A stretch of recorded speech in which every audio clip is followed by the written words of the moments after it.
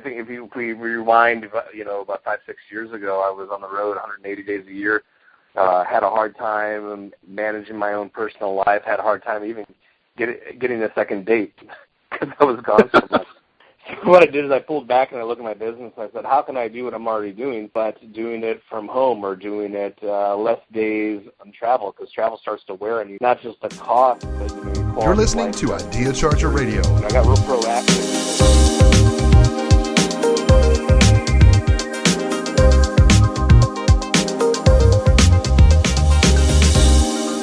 Hello, good day, and welcome back, Success Chargers. It's Scott. You're here with episode 35.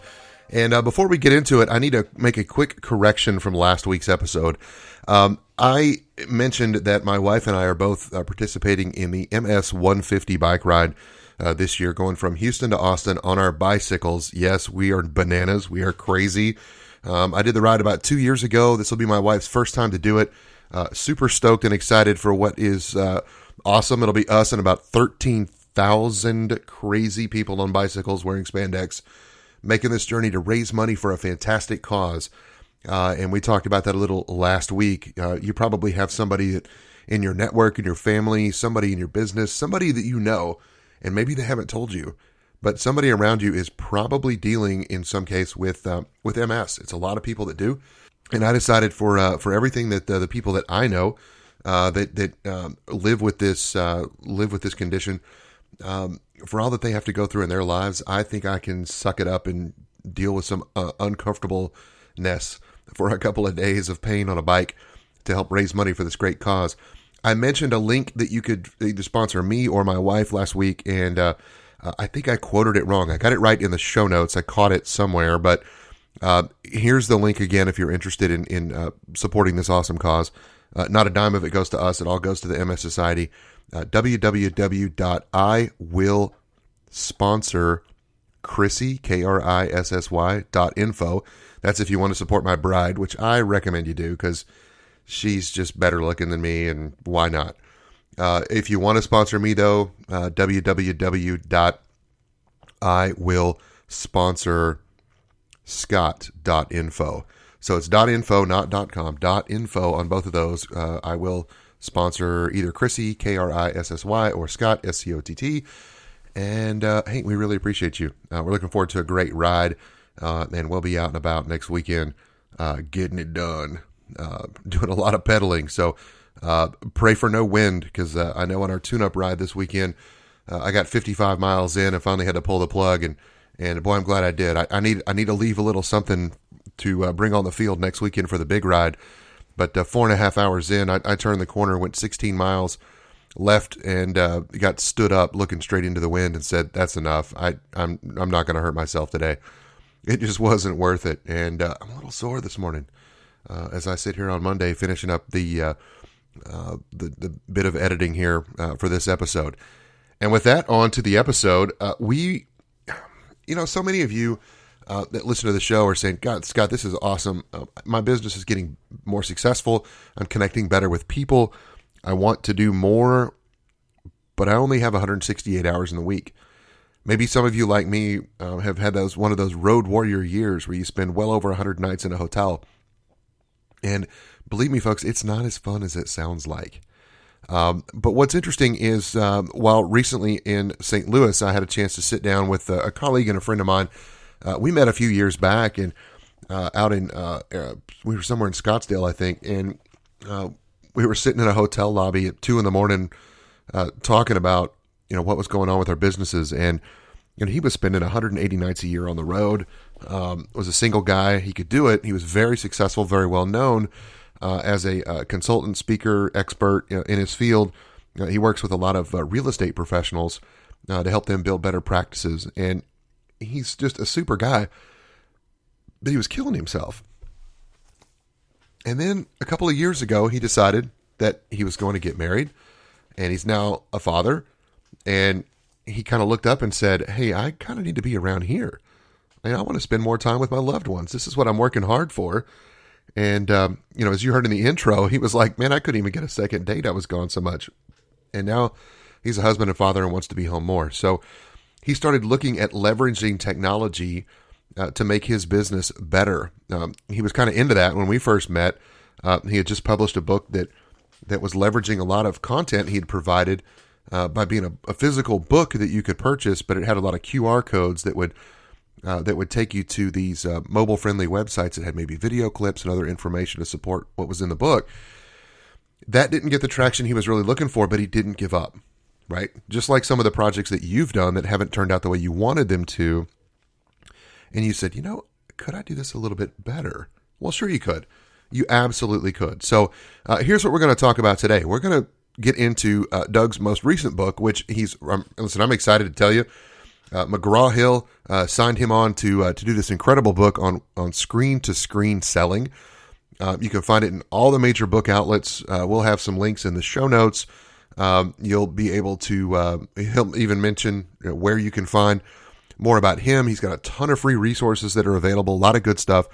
We'll tell you where you can find all of that in the interview and in the show notes. So if you're listening to this on your iPhone or your Stitcher radio, whatever you're listening to, usually I think if you click on the logo in the iTunes while you're listening on your iPhone, you can actually select to pull up the full list of notes, and you'll be able to scroll down and find all the goodies there that will get them to you. But listen, we're going to talk about how you can use techniques from screen-to-screen selling, even if you're not in sales. How can you enhance the customer relationship and do what you and I always talk about, which is how do we establish connections faster so that we can be more effective leaders, more effective advisors, trusted advisors with our customers and clients, how we can be better co-workers and stay connected even in a world where everybody seems like increasingly has the opportunity to be more geographically dispersed, yet we all have the opportunity to work together. So we're going to look at how we can leverage a number of technologies. Doug is here to talk about it. Actually, we did this interview. I was between meetings, and I think we actually recorded this one while I was sitting in my car, and he was on the phone. So listen, the content of this interview is unbelievable, and it's so incredibly simple that you'll find some things you can use, even some free software platforms that you can leverage that will be game changers in terms of how people begin to determine you to be more memorable and better connected with them. And I think you'll see the results on the bottom line of your business faster. And that's what we're all about. So here we go. Sit back and buckle up. Here's my friend, Doug Devitre.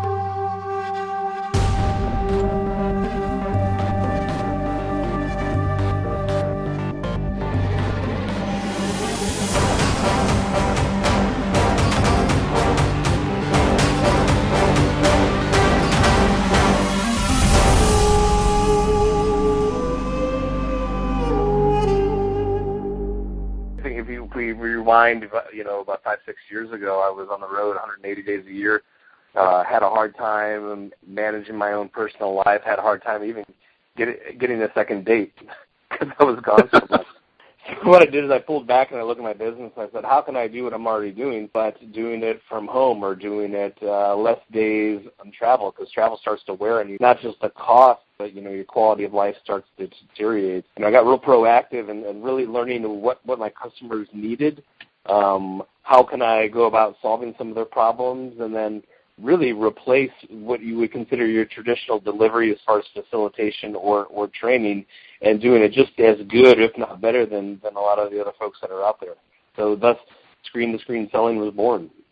We're here with Doug Devitre, well-known speaker, consultant, coach, all-around great guy from St. Louis area, and certainly has worked with a lot of people in the real estate space. But through the creation of what you just described, of screen-to-screen selling, I think we found that through what you put together with your book, and I know your website's got a collection of videos, and you really get into a lot of cool stuff about this. I guess you could say now, Doug, that really you're about helping people leverage technology to really improve their sales life, as well as just being able to be home and spend time with your family. Would that be an accurate description?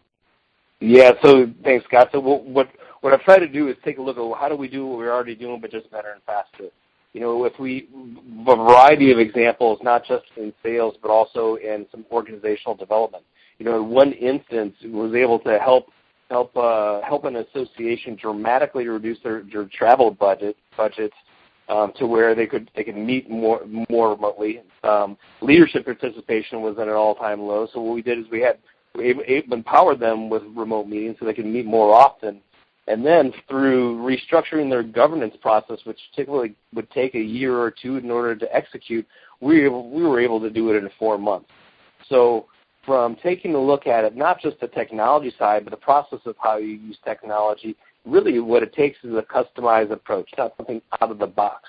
If you were to even just read the book, you say, oh, these are some great ideas, but really what it takes a deeper look is asking, how do I make this work for me? How do I use the tools and my expertise that I already have, but just in a different and creative way that allows me to help my customer reach their objectives faster. Doug, a lot of the listeners to this show are people who, like you and me, we tend to look at business a little bit different. The book is titled Screen-to-Screen Selling.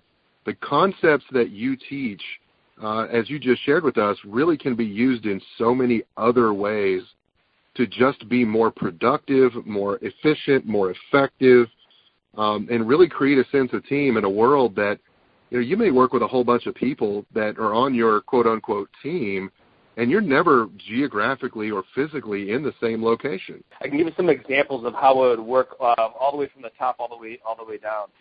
So executives who are trying to make decisions and get alignment with their specific teams. If you were to have a conversation over the phone, typically what happens is there's a lot of back and forth, and you really kind of lack alignment. So with having screen-to-screen where you can not just see folks but also get into a screen share, you have mental synchronicity around some of those ideas and concepts. So when they say a picture's worth 1,000 words, a screen share is worth 1,000,000. So it'll definitely help executives make better decisions faster. On the other side, you have sales managers or sales leaders who are trying to coach or train their team to be more productive and really to kind of remove some of those obstacles that are holding them back. So rather than having them sit in a training room and get everybody together all in one place, which is really hard to do, especially if your sales force is busy out in the field, how can you then activate a meeting quickly? Not that it takes 20 minutes to start the meeting. Technology doesn't always work the way you want it to. But if you can start a meeting real quick and then end it without it lasting a whole hour, you can get right down to the point.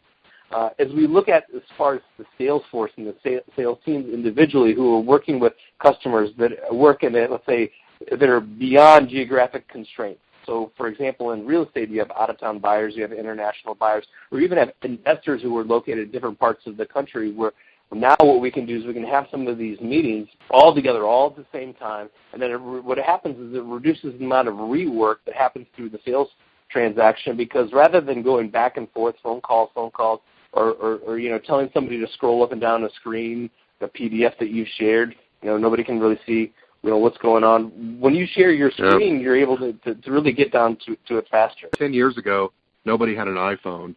Now, that's the most popular smartphone that's in the pockets and the purses and the briefcases of the people in business today.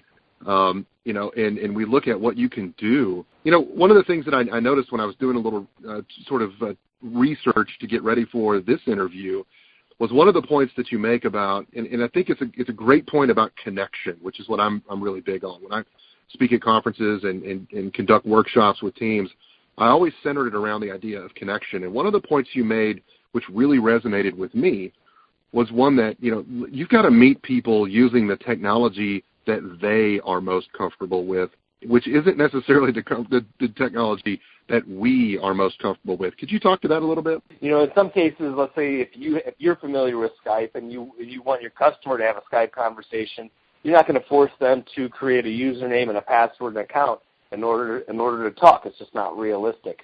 That's just the software side. If we look at the device side, let's say if I have an iPhone and you have an Android, we can't have FaceTime together because FaceTime doesn't work on Android.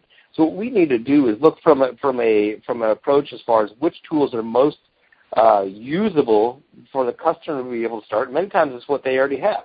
Now let's say if the customer doesn't have a tool, then you look as far as inside of your tool belt, what are some universal tools that will work regardless of device that you're using, whether it's a laptop, tablet or phone, but then also within the specific operating system that you've got that it's going to be able to work.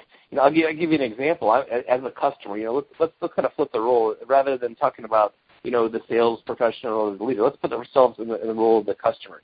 There's a situation where I'm trying to get my car worked on at the BMW repair shop, right? And they've got an Android, and I've got my phone, and I'm asking them, show me what you're specifically working on inside of the car. I want to know.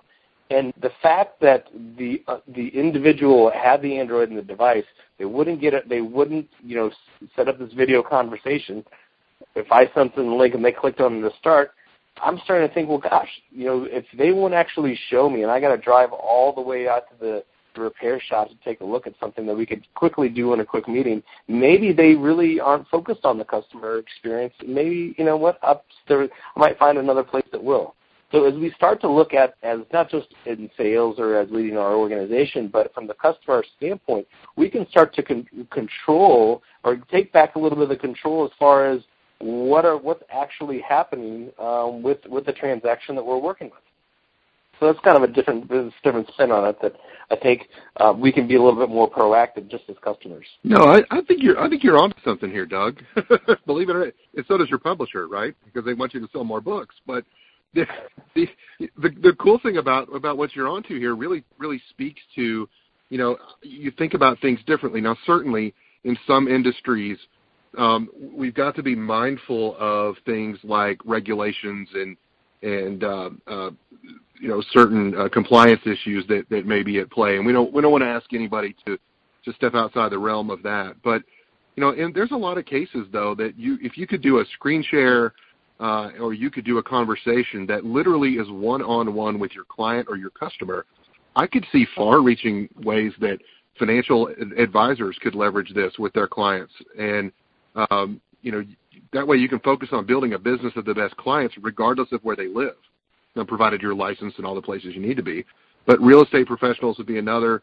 I love the idea, though, of the automobile repair shop. That's brilliant. What are some other places that you've seen or that you've been maybe on the customer side, you thought, God, this would be so much better if we could leverage even more of that technology? Speaking of the financial services sector, there are some things you can do and things that you can't do. As a customer, I had my financial advisor send me, what the current rate sheet is. Now they can't get into specifics as far as,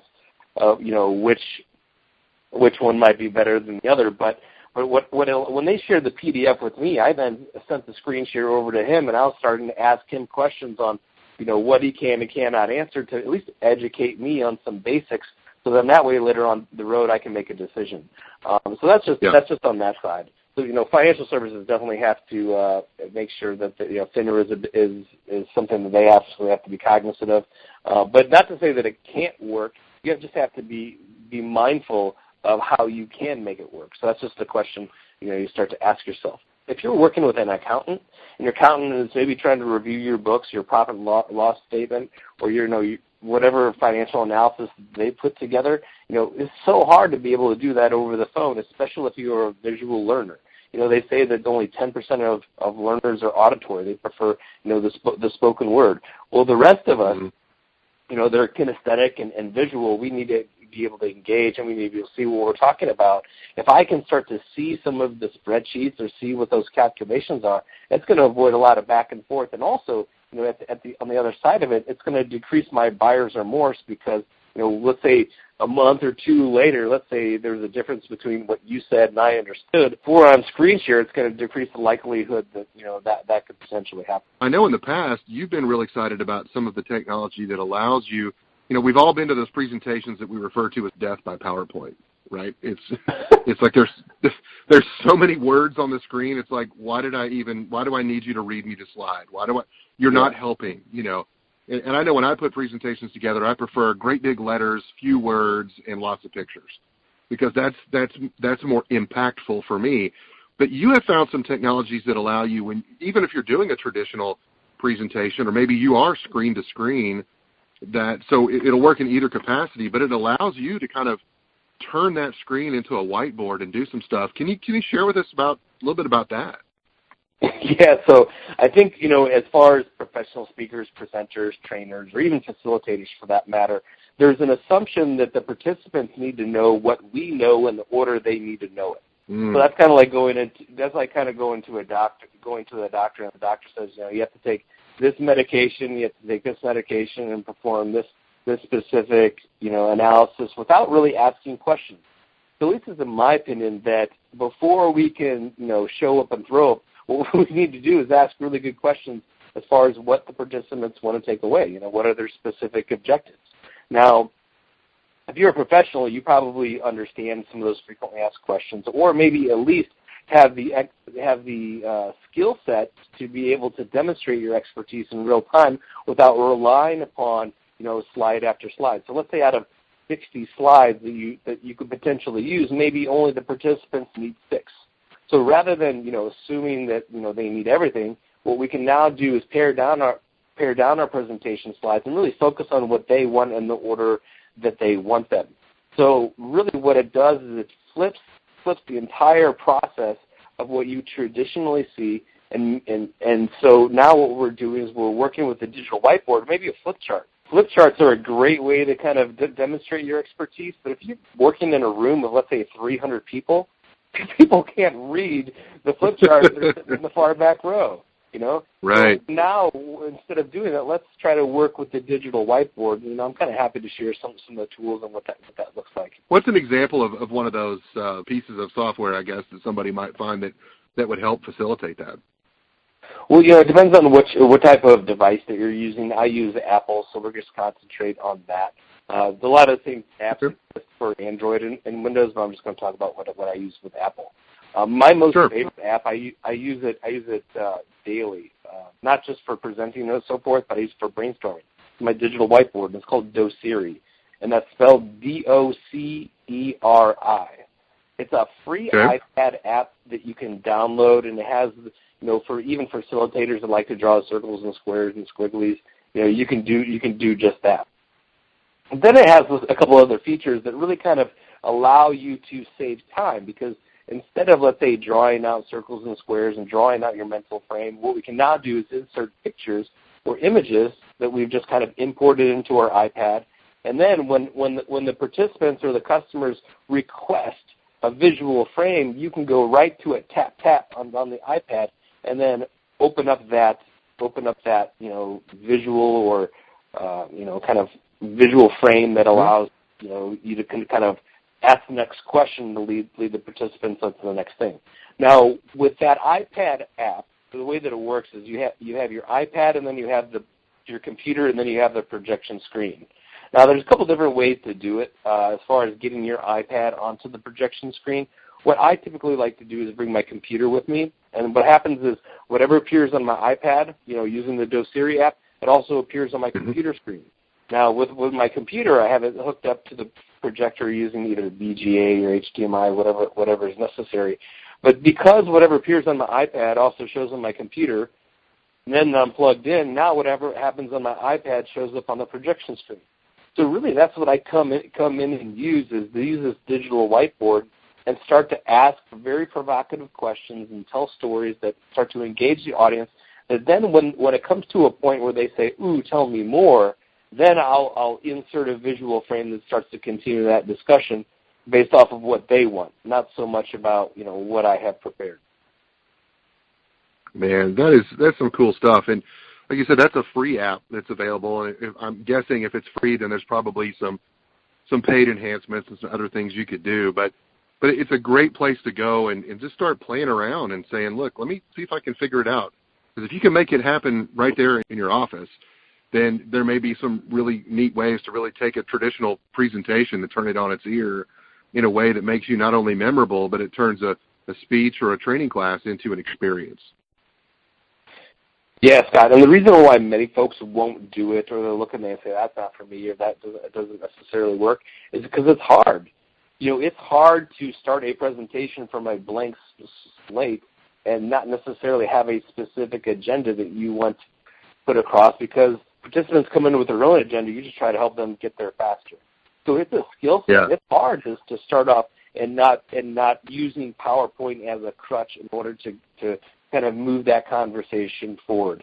It's also a skill set to connect the left side of the brain to the right side. You have the left side, which is logical. It's sequential. It comes in, where you process information in a specific order. Then you have the right side of the brain, which is visual. It's more spatial in concept. So, in order to be able to connect the two to make yourself whole brain, there's some exercises that you can perform, where it allows you to kind of start to connect those neurons in your brain so that when somebody asks a question, you can start to paint that mental picture on that digital whiteboard. I love it, man. Well, let me ask this: where do you recommend for that somebody who is getting really excited? Because I know there's a few of them out there that are they're kind of bouncing up and down in their seats, going, "I need to do some of that because my presentations are boring, or I've got to find a better way to leverage my time." I live in Houston, Texas. I'm in the fourth biggest city in the country, and by geography, good Lord, this place is huge. The big loop that goes around Houston is bigger than some of the states up in New England, and so you stop and think about that. It's kind of a deal. I have a rule that I live in the suburbs. I have a family too, and if I don't have 2 reasons to go into town, I don't go, and because it's too much time. It may be hour and a half, 2-3 hours in the car to go to a 30-minute meeting. That doesn't make sense. That's not the best use of my time. But boy, by leveraging some of this technology that you're talking about, not only could I be more productive with my time, but I could say, look, Mr. and Ms. Client, customer, prospect, are you sitting at your computer? Yeah. Well, let me have you just tap in right here. Let me demonstrate for you a couple of things that I think would be really helpful for you to see. And they're like, well, yeah, I got time for that. You can all of a sudden have a really powerful 15 or 20-minute prospect conversation with somebody, unlike anything they've ever had. And even if they didn't do business with you, I guarantee they'd be talking about you. Yeah, Scott, and you can use this technology. I've got screen selling experience where people have become enamored with the process. You send them a visual summary of all your annotations. Skip the slides, but send them the annotations, and if the whole conversation is about them, they're going to love it.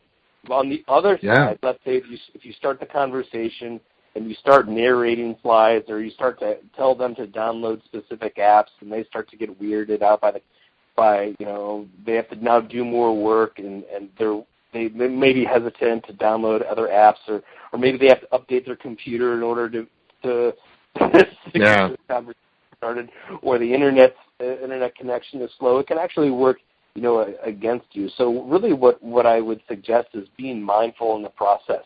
Start to ask questions that, even early on in the relationship, building the relationship side, maybe screen-to-screen isn't always the best because they might not necessarily prefer it. You have to work your way up in building rapport in order to be able to have that conversation. When it comes to the point in the conversation when they say, well, can you tell me more, or you really have my interest, then you would maybe throw in the language and say, well, gosh, I could, we can have a conversation over the phone, and, but what we could really do is save us both a lot of time if I can share my screen with you. That way we can both see what we're talking about. And we use language when it's put in the customer's best interest. 9 times out of 10, they're going to figure out a way in order to make that happen. So it's not about leveraging my time. It's about making a better use of their time. And when they put it, right? I mean, think about it. It's like, hey, let me just save you the trouble. We could do this. There's some neat things we could do. Well, I can just see a lot of places this goes. Well, let me ask this. You mentioned Doceri, and you've talked about the need for certain things to be sort of what I call platform agnostic. So in addition to Doceri, what would be a couple of resources that if you're just kind of getting familiar with this, you want to go test a few things out with some friends or colleagues and just kind of see how it works, what are some sites or what are some technologies that somebody could use right now that we could set aside worrying about what platform anybody's on? What would you recommend? Well, the one that no one's talking about right now that's actually getting the biggest amount of traction in the software as a service space is a company called Zoom, ZOOM.us. Now, it's an international reach. It's just .us is the end of the website. So Zoom.us is the most usable video conference software out there that has all of the features that many of the expensive suites have. So with Zoom.us, very affordable, very easy. In fact, the CEO of the company was an ex-VP engineer of WebEx. And what they did is they built Zoom from the ground up, focusing on the customer experience, which is why the company has had the most amount of its success. And so I've got a lot of articles that I've written for different industries on how you can apply Zoom US. Another useful tool is Join.me, made by a company called Log Me In, and it's just simple screen sharing where somebody doesn't necessarily need to download the app. It's all built in through the website itself. So it uses a technology called WebRTC, or in other words, Web Real-Time Communications. And many more platforms are using WebRTC because really it does not require the customer to download any specific, app or software in order to have the conversation. Everything's done, within the web browser. So as you start to look at tools, maybe you say, well, gosh, which ones have WebRTC, because that really improves the customer experience. You mentioned Join.me. A couple of years ago, I was working within a client office, and we had a company that we retained for remote IT support, and they were primarily on the Microsoft platform. My laptop, though, at the time was a Mac. Even using Join.me, I can remember times that not only could they get inside the system, I could actually give them control. They could drive, and they could actually troubleshoot some of the issues I had, but it really helped when they could visually see what the challenge was that I was having, even though I wasn't on the platform that they were most accustomed to. So, boy, that really, thanks for that reminder, because that's something I've used, and you're right, man. From a customer perspective, it was crazy easy to use. As long as the technology doesn't get in our way, we use it as a resource to improve our productivity. It can be a double-edged sword. So as long as you're slaying that dragon with the right end, you're going to be just fine. Hey, as we kind of bring this to a close, Doug, if people want to find out more about screen-to-screen selling, I'm going to include a link to the Amazon page that's got your book on it. But where can people connect with you and find out about more? Read some of these articles you mentioned that and kind of dig in, because you've got a ton of material that's out there. So where can they find you? Well, the best, like if you're just getting started, and not sure necessarily which technology, or maybe you're trying to improve your sales process, improve your talent development or professional development department, or you're trying to, have better meetings, within your organization, there's no better resource than the book Screen to Screen Selling, which is on Amazon, 800 CEO Read, Barnes & Noble's, in live bookstores. McGraw-Hill has distribution to bookstores all over the place. So it's really easy to get your hands on a copy. Also, on the website I've got screentoscreenselling.com. There's links to podcast interviews where I interview several sales thought leaders or others that are part of the process to maybe bring a unique perspective. Those are some items that are available for free. So if you even just subscribe to the free newsletter, we don't send out emails every week. We send them out when something new and popular comes up. Get on that list, because that's where we've got some of the latest ideas and actual practical uses, whether new articles get released or new interviews come out.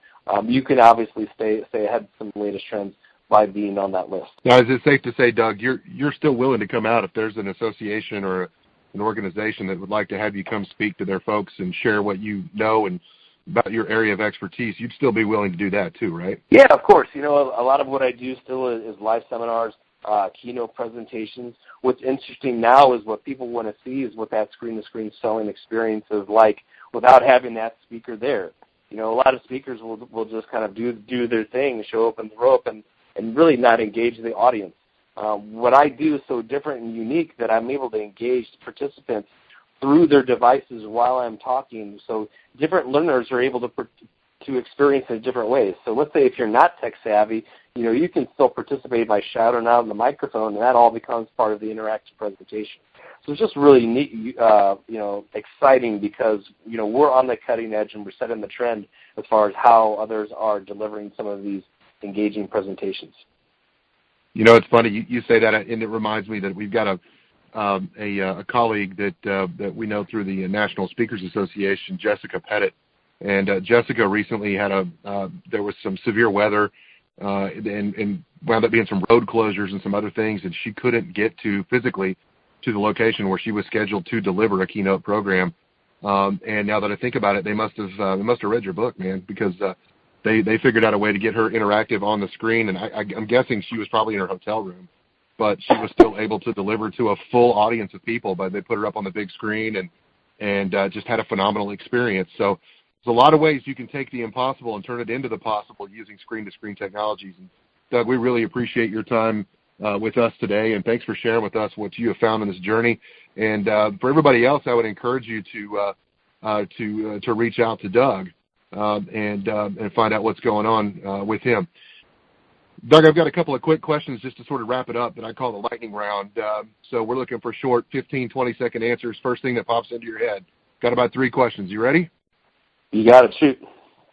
Here we go. What does happiness mean to you? Happiness means being able to do whatever I want when I want to do it and having a good time doing it. What does success mean to you?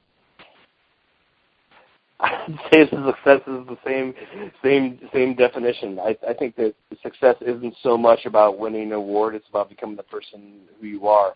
And so it's not so much based off of situational feedback, but based on the character feedback. All right, so here's the last one. It's kind of fun. You're stranded somewhere on a desert island. It's just you. I know you're going to want to make sure that you have your laptop with you so you can do some screen-to-screen communication, but the Wi-Fi is terrible on this island. And you can only take one musical album with you for the rest of your life to listen to because you're going to be stuck there for a long time. What would be the one album that becomes the soundtrack of Doug's banishment to this tropical island somewhere? What's the music you're taking with you? That's a good one, Scott. Man, you've got me stumped. I would probably say if I was going to take some sort of musical soundtrack, I can't give you a specific artist, but it would have to be something that has to do with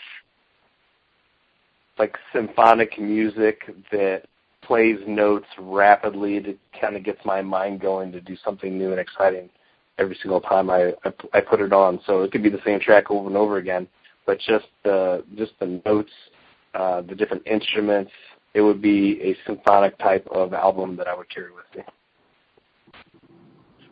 Sounds like a plan to me, man. I appreciate it. Doug, thanks so much for your time and being with us today. And everybody else, stop by and see screen-to-screenselling.com and check out what Doug's got going on because it's going to make your life more productive, more efficient, and you're going to build deeper, better, more meaningful connections with your customers and clients. Thanks again, Doug. Thanks, Scott.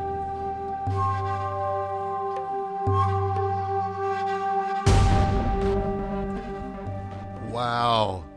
How about that? If you didn't walk away from this podcast with some brilliant, quick, easy to implement, free, awesome, amazing ideas that allow you to connect more deeply with your clients and build better relationships faster to build those lasting, profitable relationships, then you weren't listening to the podcast. You should start over and listen to it one more time. Listen, my special thanks to Doug Devitre for carving out some time to visit with us. Listen, I know he would love the opportunity to come and speak at your organization. We'll have all of the links that you can hear from Doug. If nothing else, I think you could set him up for a screen-to-screen session. I think he'd be amenable to that, and I hope he doesn't mind me volunteering that on your behalf. But listen, we'll have some links in the show notes to where you can find Doug's book, Screen-to-Screen Selling, but let's not overlook the terrestrial brick-and-mortar bookstores. I know there's still some out there, but then there's the ever-popular Amazon. I'll have a link there. Full disclosure, it will be an affiliate link. Now, so far, I've never made a dime off these affiliate things. I guess I've got an account that's slowly building, and I haven't hit the threshold yet. But I feel like I should tell you that. It doesn't cost you anything extra. Allegedly, Amazon will pay me something. I don't know. We'll figure it out. But there was a lot of great technologies, great ideas that are in there. But again, special thanks to Doug. Do go visit screen-to-screenselling.com. There is a ton, and I mean a ton of free content.